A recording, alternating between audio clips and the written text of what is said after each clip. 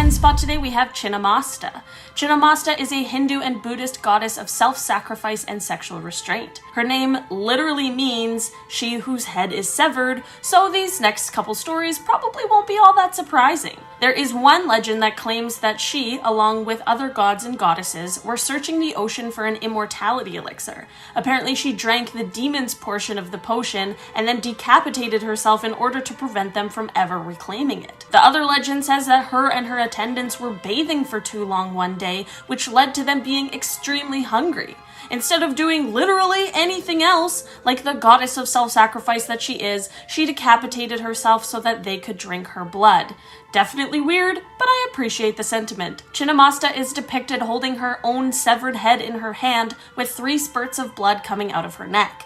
2 of these streams are going into the mouths of her attendants, and the final one going into her own mouth. In our number 9 spot today, we have Amit. Before I dive into this one, guys, please don't forget to hit the thumbs up button if you're enjoying the video so far, because it really helps us out. Amit is an ancient Egyptian goddess with the head of a crocodile, the body of a lion or leopard, and the bottom of a hippopotamus. The name Amit means eater of the damned or devourer of the dead, and that is honestly basically exactly what she is. She is greatly feared, and for a good reason. She lives near the scales of justice in Duat, which is the Egyptian underworld. This is where she does her work. After a person dies, their heart is weighed on the scales against the feather of truth. If the heart was light enough, the person would be allowed to pass into the afterlife, but Amit is always waiting for those whose hearts are heavy. If a person's heart was too heavy and unbalanced the scale, then Amit would eat the heart and they would be denied entry to the afterlife. It is said that the souls of those who were denied were destined to be restless forever. In our number 8 spot today, we have Apollo. Apollo is a Greek god who is the son of Zeus, and at a first glance seems like a pretty likable guy, but he's done some extremely questionable things. You know what they say, like father, like son, and in the case of Apollo, that is pretty accurate considering he has quite a temper. Apollo has been known to punish people with illness and plague, which is truly pretty messed up. During the Trojan War, Apollo shot arrows that had been infected with the plague into a Greek camp, which is honestly a pretty twisted thing to do. There is another story about him where he was rejected by Cassandra, who was the daughter of King Priam and Queen Hecuba of Troy, and so he decided to punish her. He gave her the ability to see the future, but only the tragedies that the future holds. And the worst part, if she told anyone, no one would ever believe her. In our number 7 spot today, we have Xingtan. Xingtan is a Chinese deity who has some bad intentions. He fights against the supreme divinity. Xingtan was fighting a battle for supremacy when he was beheaded. You think that this would be the end, but it absolutely was not. Nothing was about to stop him, not even losing his head. His head was buried in a mountain, but he picked up his shield and his axe and just carried on. He regenerated a face with his nipples becoming his eyes and his belly button becoming his mouth, and he continued to fight, which was represented by a martial dance. While there is something really creepy about this story, I guess the moral is to never give up on your plight for evil? In our number 6 spot today, we have IZANAMI and IZANAGI. This is kind of like a 2-for-1 deal because both of these people play a huge role in this story. Izanami no Mikoto comes to us from Japanese mythology, and her name means she who invites. She is both the goddess of creation and death, and is the former wife of the god Izanagi no Mikoto. So, it's a bit of a long story, but basically at one point she dies. This of course upsets her husband, and so he goes to the land of the dead to find her. Once he does, he can't quite see her because I guess the visibility isn't great in the underworld.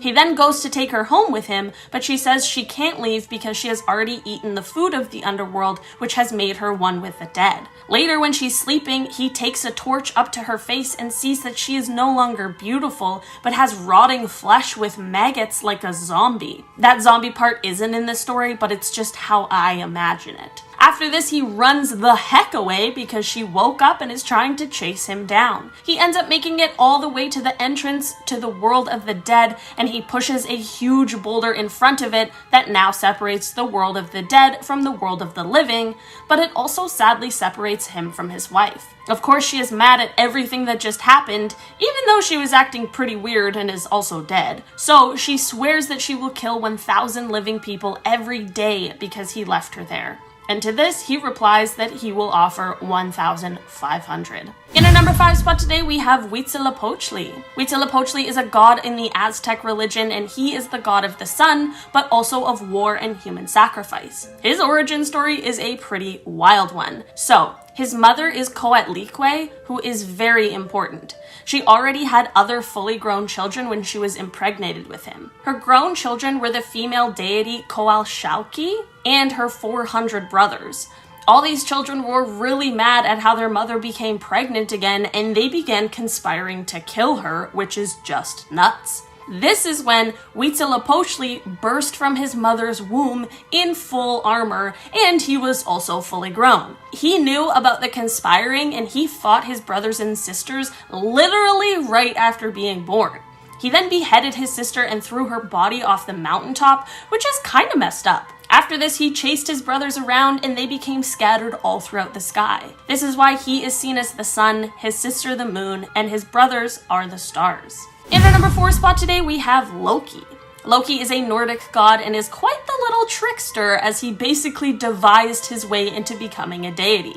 Basically, there is a place called Asgard, and when that was being built by Odin, who is the king of the gods, Loki came and offered to help out with the build. To make a long story short, basically there was a giant helping with the build, and Loki made a special deal with him. If the giant finished the build by a certain time, he would be owed the sun, the moon, and the goddess Freya. Odin obviously didn't want to give these things over, but Loki assured him that the giant wouldn't be able to complete the build by that day. What Loki didn't know is that the giant had a stallion who was helping him, and he was on track to finish the build and win this deal. That's when Loki decides to transform himself into a mare. In mare form, he went over and wooed this stallion and led him off into the woods. In the woods, one thing led to another, and Loki in mare form ended up pregnant. After this, he gave birth to an 8-legged spider horse for some reason I do not know, and then he gave this weird baby horse to Odin as a gift. And apparently, this is how he became a god,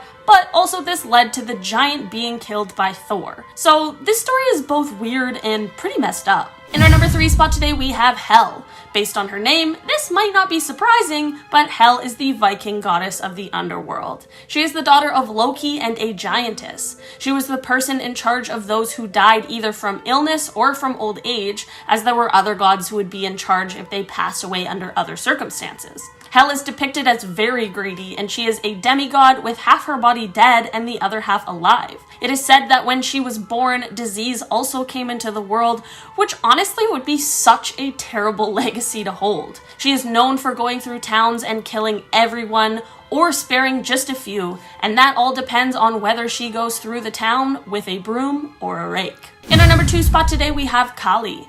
Kali is a Hindu goddess, and man, she is cool. While she is often paired with Shiva, who is quite calm, she, on the other hand, is known for her outbursts and violence. She is often depicted standing on or trampling Shiva while she's wearing a skirt made out of human arms and heads. She was the one who took down the demon named Rakta Bija.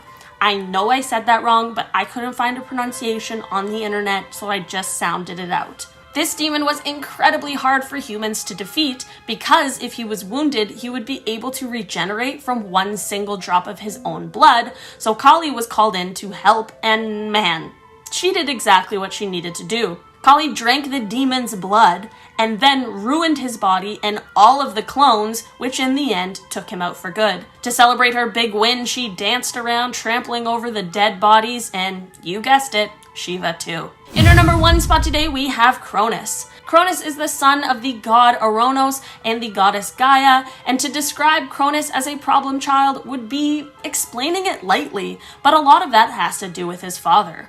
Kronos had locked some of Gaia's children in Tartarus, which is sort of like an underworld, so Gaia asked the rest of her children to punish him for the evil deed. Cronus jumped up at the opportunity and actually ended up castrating his own father.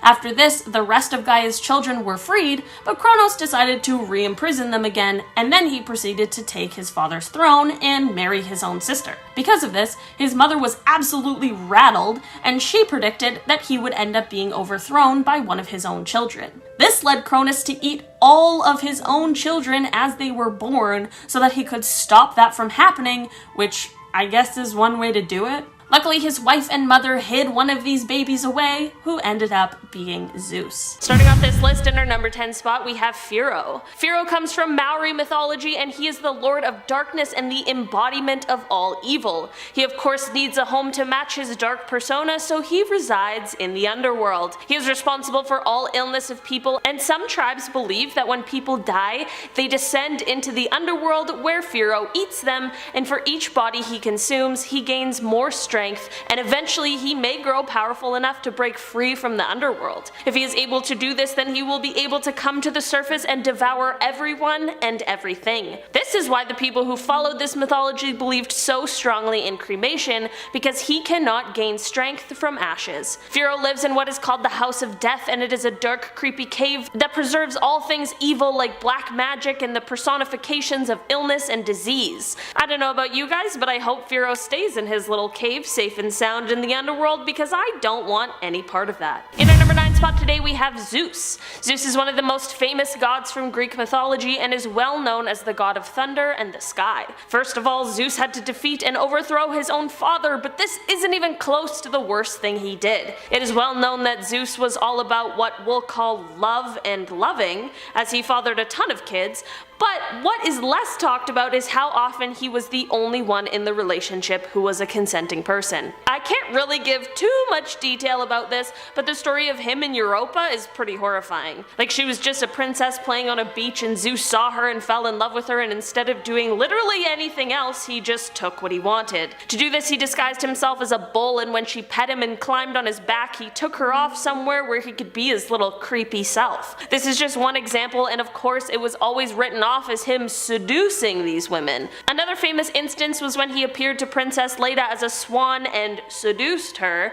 and then she went on to lay eggs, which was also very weird. But one of those eggs hatched to be Helen of Troy, which is cool, but that certainly does not justify his weird behavior. Either way, Zeus was weird and creepy. In our number 8 spot today we have Loviatar. Before I dive into this one, guys, please don't forget to hit the little thumbs up button if you're enjoying the video so far. Loviatar is from Finnish mythology and is regarded as the goddess of death and disease. She's the daughter of the god of death and the underworld queen, so she clearly was born for darkness. As legend would have it, Loviatar became impregnated by the wind and gave birth to 9 sons, which are the 9 diseases: consumption, colic, gout, rickets, ulcer, scab, cancer, and plague. That was only 8, but the 9th is a witch and is actually unnamed. It is said that he is unnamed because of the fact that he was considered the most dreadful. One super interesting thing about this goddess is that in original folklore she was actually not considered to be as dark. As the society became more patriarchal, she began to get darker and darker until she became the ruler of the underworld. In our number 7 spot today we have Aphrodite. Can we make a list of dark gods without including the jealous and vain goddess herself? Aphrodite comes from Greek mythology and she is the daughter of Zeus.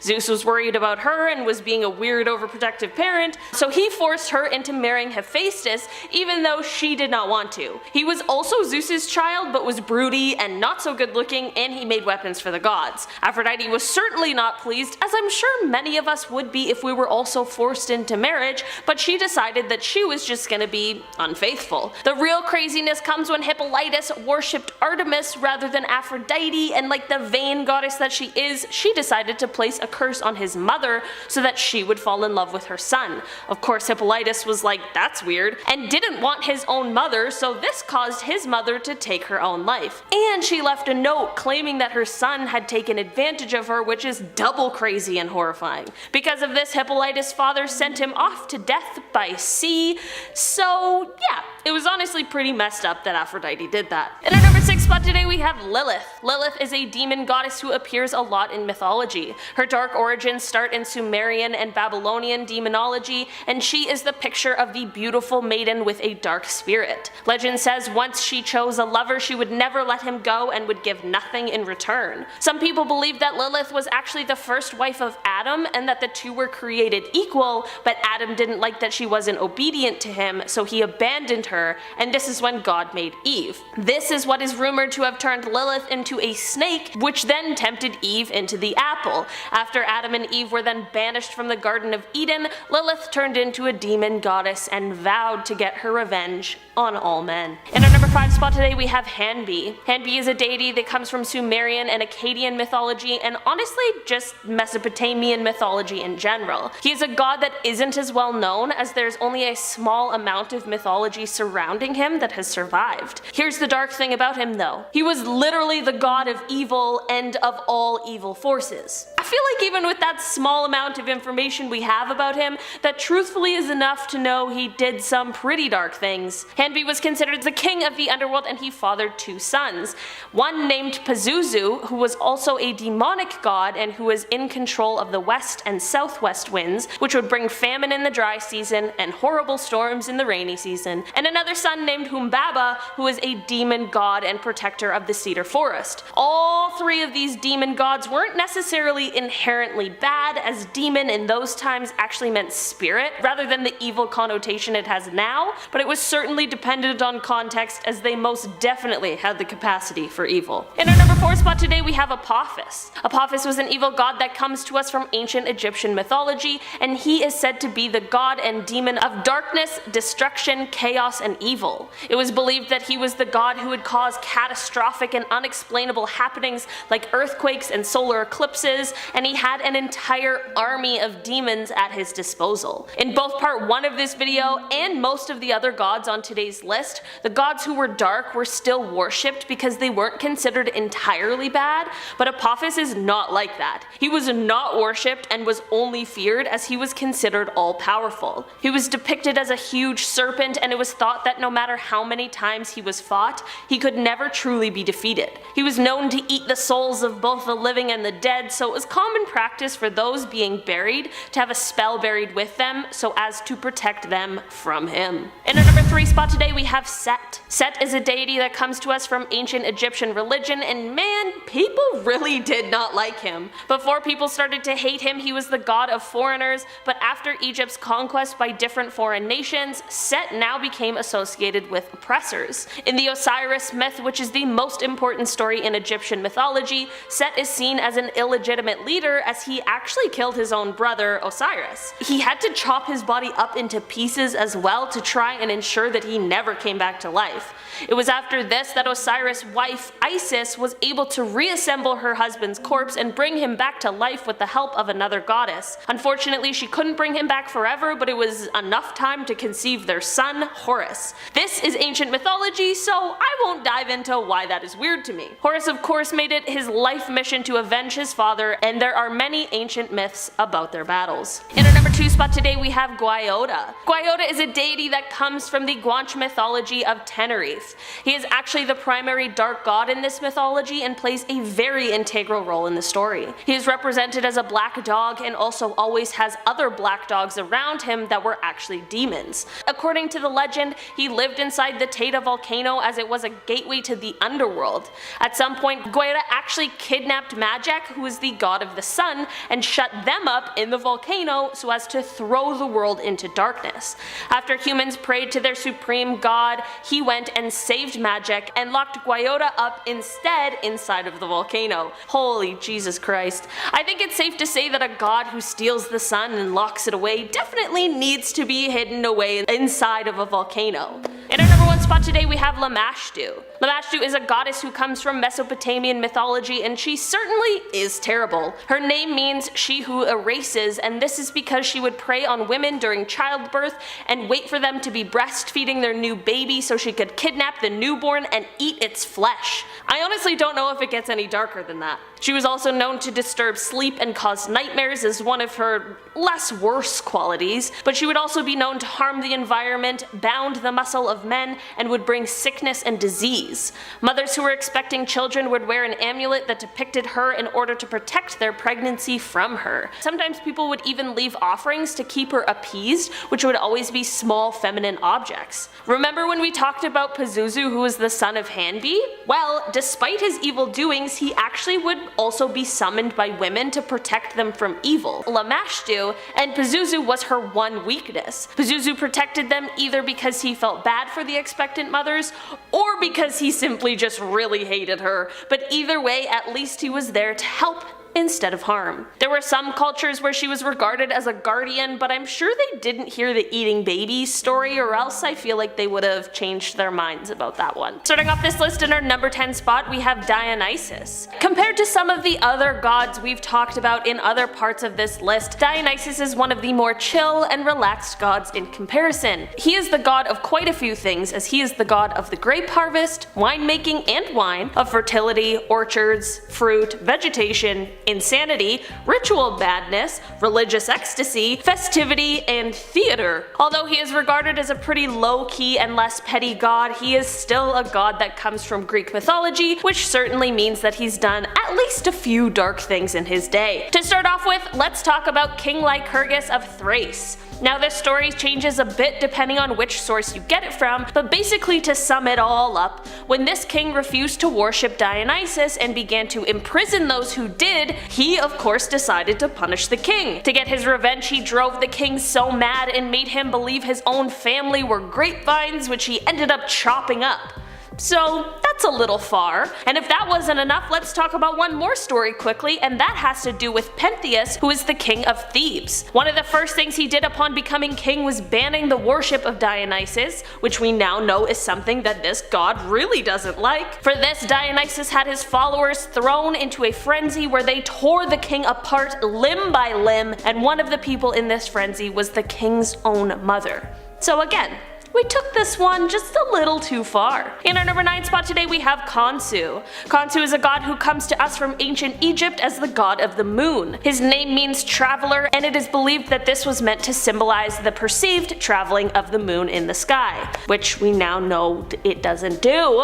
People are gonna be like, the moon doesn't travel, whatever. He most definitely wasn't all bad, as he was believed to watch over travelers in the night, and when he caused the crescent moon to shine, women conceived, cattle became fertile, and all nostrils and throats were filled with fresh air. He was mainly regarded as a healer, so it's hard to believe he has dark stories surrounding him, but like most gods, he could be helpful but also very dangerous. In part of the pyramid texts, this god is mentioned in the cannibal hymn. He is described as extremely bloodthirsty, and he was said to help the deceased king with catching and eating other gods. In the coffin texts, he is described as Khonsu who lives on hearts. Apparently he was considered much more dangerous and violent in earlier Egyptian history, but as time went on he began to soften up and became much more compassionate and kind. Honestly, despite the whole eating hearts and other gods thing, which was super weird, it's nice to see a god who really had some character growth over the years. I think that's something we can all appreciate. In our number 8 spot today we have Anubis. Anubis is the god of mummification and the afterlife, and is also the patron god of lost souls and the helpless. He is often confused with another Egyptian god, Wepwawet, because of the fact that they are both jackal gods, and it is believed that Anubis was derived from him. It is definitely safe to say that Anubis is not the darkest or scariest god on this list, but being the god of mummification, there's definitely some weird stuff going on here. He became the god of mummification because he was there for the first mummification when Isis had her brother/husband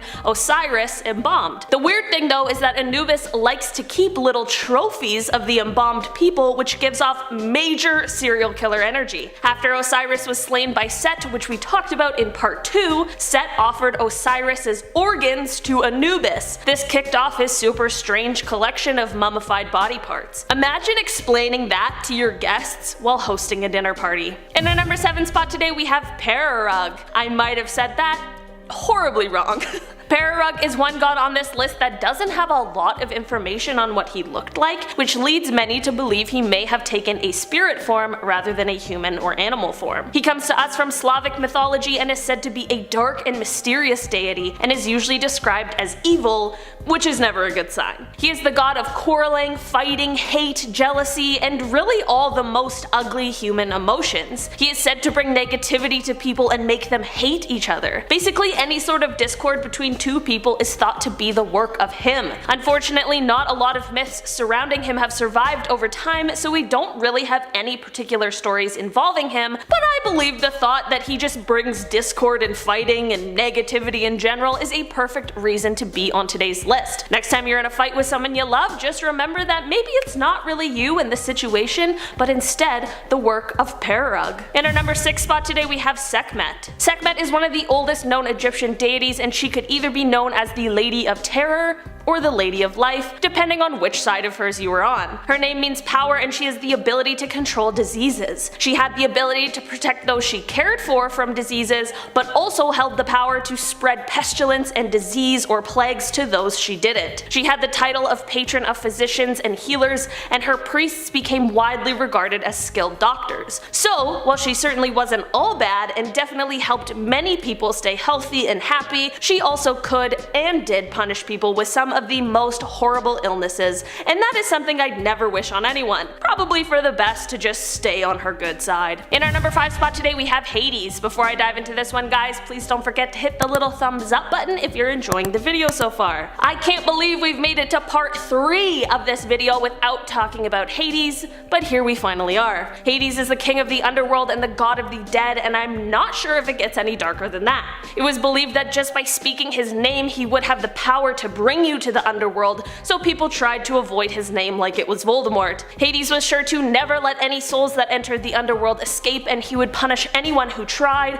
or anyone who tried to save someone in the underworld. One of his darkest myths is in reference to the time he kidnapped Persephone. He opened up the earth where she was picking flowers and kept her in the underworld. Persephone's mother, Demeter, was of course really unhappy about this and did everything she could to get her back. Hades finally agrees to let her go, but of course there's always a twist with these guys. He gives her a pomegranate seed as a parting gift, which she eats. Little does she know, if you eat food from the underworld, it binds you to it, so now she is bound to Hades, and basically the story ends off with her being allowed to live a few months of the year on Earth, but the rest of the time she is stuck in the underworld. So yeah, Hades is just out there kidnapping people, which is super uncool. In our number 4 spot today we have Tartarus. We have most definitely spoken about Tartarus on this channel before, but not quite in the same way we are going to today. Usually when talking about mythology, Tartarus is known as the place where people are banished to. It is a deep abyss that is used as a sort of dungeon of torment and suffering for people who did bad things. But what if I told you that Tartarus is actually a deity? He is one of the primordial deities, which are the gods that all others stem from. The place of Tartarus is said to be the actual body of the deity instead of him taking on a human form. He is ranked as the 3rd in power after Chaos, who is the first deity, and Gaia, who is the earth. So not only is he housing and torturing people, albeit the fact that most of the people there probably deserved it, but he is also said to be the father of some of the darkest and scariest monsters there has ever been. In our number 3 spot today we have Veles. Veles is a major Slavic god, and he is said to be the god of earth, water, livestock, and the underworld, which seems like quite a combination of things. One of the best known things about him that he is the arch nemesis of Perun, who is the god of the sky, thunder, lightning, and storms. One of the darkest things that he is known for is in relation to Perun and why they hate each other. The story changes a bit depending on the source, but it's all relatively similar, with Veles stealing either Perun's cattle, wife, or children, which to be fair, some of these are worse than others, but they're all bad enough to be upset at someone for. In the storm myth or the divine battle, Veles has the ability to shapeshift, so he likes to take the form of a snake and try to slither up the sacred tree to Perun's domain, but Perun strikes back with lightning bolts. Veles tries to get away by shapeshifting into trees and animals, but in the end Perun prevails and kills him. In this ritual death, whatever he stole from Perun is released from his body in the form of raindrops falling from the sky, and this is the myth that ancient Slavs used in relation to the changing seasons. So in the end, Veles is a kidnapper, I guess, and Perun shouldn't be messed with. In the number 2 spot today we have Poseidon. Poseidon is the god of the sea, but he is equally as well known for his bad temper and violence, which is not a good combination for a deity. He was believed to also be the creator of earthquakes and horses, which seems a little random. He is usually depicted on a 4-horse chariot holding his most recognizable emblem, the trident. He is the son of Cronus and Rhea, and like all their children except for Zeus, Poseidon was swallowed by his father before Zeus saved all of his siblings and their father was subsequently defeated. Poseidon has a history of fighting both with other gods as well as mortal men, so it's no surprise he made it onto this list today. While we could discuss a few dark things he's done, today we'll just talk about one, and that is what he did to Medusa. Medusa. We all have heard of Medusa before, the woman with snakes for hair that turns anyone who looks at her to stone, but did you know that she wasn't always like this? Medusa used to be a beautiful woman who was a priestess to the goddess Athena. For whatever reasons, one of the rules around being a priestess was being a virgin, and that may seem unimportant, because it should be, but unfortunately that is an integral part of this myth. Poseidon really liked Medusa and tried to pursue her, but Medusa wasn't interested and tried to escape him by running to the temple of Athena. Unfortunately, Poseidon found her at the temple and decided to take advantage of her right then and there. After Athena found out about this, instead of punishing Poseidon for being a major slimeball, she turned her rage to Medusa, who was simply just a victim. To punish Medusa, she turned her hair to snakes and made her face so terrible that if anyone looked at it, they would be turned to stone. I guess this story shows how awful both Poseidon and Athena could be. I grew up thinking that Medusa was the monster, but as it turns out, not everything is as it seems. In our number 1 spot today we have Bearstuk. Bearstuk is a Wendish evil god of the forest and is known for his trickery. He is often described as being half man and half goat, but there are some sources which claim he's actually all shadow and doesn't have a human form at all, and instead is more of a spirit of the woods. So here's what dark thing he's got going on. He likes to trick wanderers of the forest into getting lost. Yup, literally a full-on nightmare. He likes to hang out in the dark depths of the forest waiting for the moment to strike. Once a wanderer stumbles across his path, he'll play tricks where he changes the path in the woods, or he'll whisper in their ears to frighten them and lay branches in their way so that they'll trip and fall. And he does all this simply because he just enjoys the suffering of others. Many of the other gods on this list also do some good things, but I couldn't find any happy or nice stories about this one. At number 8 we have Kernabog, and I know I'm saying that wrong, but it's hard when there's no vowels in between the letters. Anyway, he was a Slavic god whose name literally means black god, and he's mostly seen as a demon monster with a horrific appearance. The Dark Master, as he was called, was the god of chaos, night, winter, and misfortune, all the things I hate in the world. He came into power with the winter solstice when the night was the longest, and his job later became to generate all the evils around the world. A lot of people still worshipped him regardless of what he provided because they thought these inconveniences were just part of life. I mean, I think they also worshipped him because he was frightening and he was, known as the evil god.